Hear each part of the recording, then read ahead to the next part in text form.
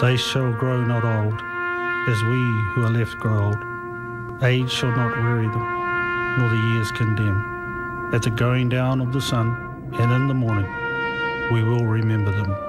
We will remember them. Good morning and welcome to Q&A, this ANZAC Day 2010. I'm Paul Holmes. This morning we will remember them, our armed forces past and present. We remember wars and griefs gone by, and we discuss those wars still being fought. First up this morning we'll have... well, that'll be right too. Reforms in Washington as well, probably necessary. It is not completely confirmed, but we have just heard that an Iroquois military helicopter has crashed north of Wellington, killing 3 people. It came down early this morning at Pukerua Bay, north of Wellington, near the Paekakariki Hill Road. And police and ambulance services said they were called to the scene at about 6:45 this morning. I'll keep you updated on that through the program. Time to introduce the panel this week. We hope that in about 12 minutes, 10 to 12 minutes, we will bring you a report from our reporter who is making his way to the scene of what appears to be a most unfortunate incident above Pukerua Bay. Coming up, I have to just bring us to a halt there because as we've been reporting, as I've been telling you this morning, an Air Force Iroquois helicopter has crashed this morning. It had left Ohakea near Palmerston North.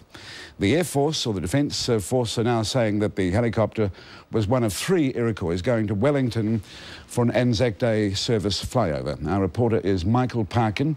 Michael is at the crash site. What appears to have happened, Michael, what have you been looking at?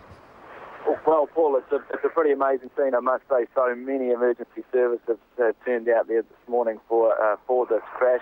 As you mentioned there, 3 formations flying towards Wellington from Ohakea, and it appears one of these helicopters has gone down in a pretty serious fashion.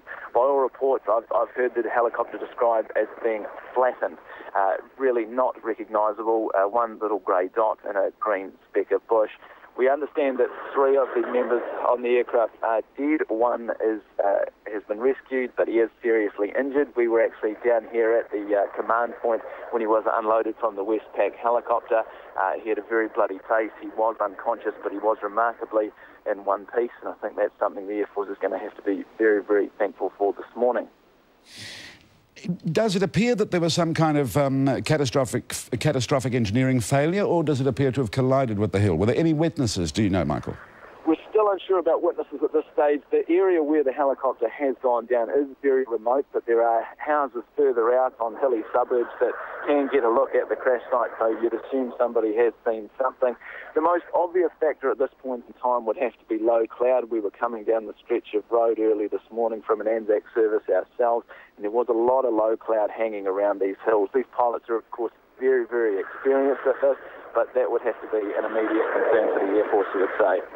Thank you, Michael, very much for that report. And, of course, it couldn't have happened, I suppose, on a worse day, really, for the Defence Force. The Iroquois were on their way to an ANZAC service flyover. So 3 servicemen, or service personnel, it seems, are dead. 1 is apparently seriously injured. After the break, your feedback. But next...